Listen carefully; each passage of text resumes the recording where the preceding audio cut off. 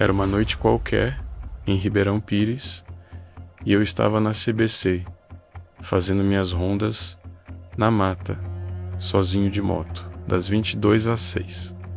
A rotina era solitária, e por mais que o silêncio da noite fosse assustador, eu já estava acostumado a essa solidão. Aqueles momentos eram sempre um misto de tranquilidade e tensão, com os sons da natureza ao meu redor, como o farfalhar das folhas e o canto distante de alguns animais, mas também com a constante sensação de que algo poderia acontecer a qualquer momento. Era como se a floresta estivesse viva, observando cada movimento meu. A situação mudou quando decidiram colocar um carro e mais um parceiro para me acompanhar. A princípio, achei que isso tornaria as coisas mais fáceis, mas na verdade trouxe uma nova camada de tensão. Numa dessas noites, por volta das 2 da manhã, ao ir clicar o botão no estande de tiros,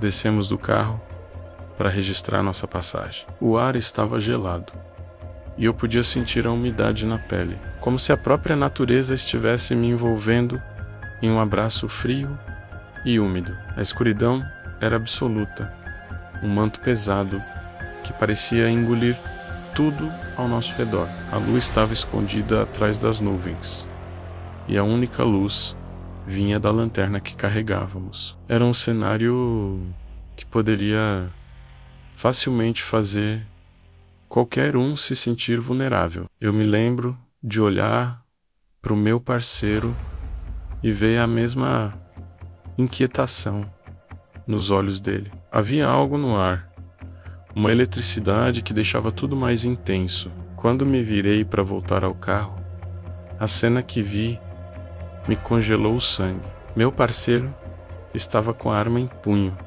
mirando para algo que eu não conseguia ver. Meu coração disparou e, no impulso, saquei a minha arma e fui em direção a ele. A adrenalina corria nas minhas veias, e o instinto de sobrevivência gritou para que entrássemos no carro e fugíssemos dali. Chegando lá, fiquei aterrorizado ao ver algo que desafiava a lógica. Era uma figura estranha, com olhos azuis que brilhavam como neon. Uma altura de aproximadamente 1,7 metro, estava a uns 13 metros entre as árvores, recuando lentamente. O choque tomou conta de mim. O temor dominou minha alma. Era como se eu tivesse preso em um pesadelo, mas acordado. Aquele ser, que parecia um vulto humano, se escondeu atrás de uma árvore e desapareceu por 3 segundos, mas logo colocou a cara para nos observar antes de sumir novamente. O que era aquilo? Um animal? Um espírito? A incerteza me consumia. Meu parceiro, visivelmente abalado, pediu demissão na mesma semana. Ele não conseguia mais lidar com a pressão e eu entendia perfeitamente. Aquele momento nos marcou de uma forma que eu nunca poderia imaginar. Fizemos um juramento de não contar a ninguém, porque sabíamos que ninguém iria acreditar em nós.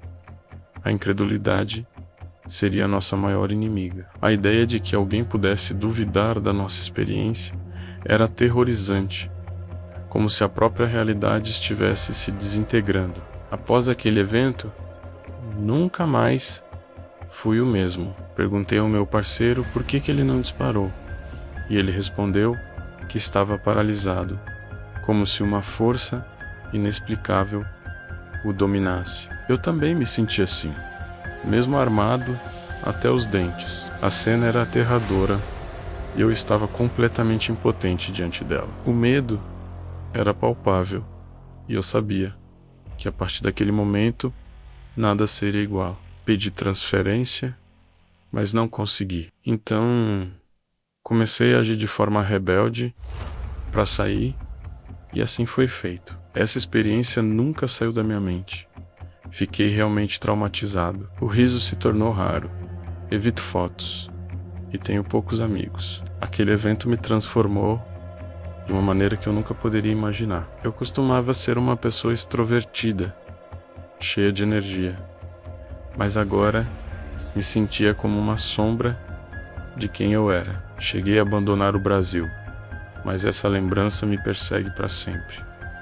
Meu ex-parceiro também não ficou bem. Antes de ir embora do Brasil, encontrei ele no centro da cidade, e ao se aproximar de mim, começou a chorar ao relembrar daquele fato. Ele estava tão perdido quanto eu, como se aquele evento tivesse arrancado algo de nós que nunca conseguiríamos recuperar. A dor compartilhada naquele momento era palpável, e eu percebi que não estávamos sozinhos nessa luta interna. Não gosto de lembrar disso, mas é como se uma sombra estivesse sempre ao meu lado, me lembrando do que aconteceu naquela noite sombria. A vida seguiu, mas a marca daquela experiência permanece.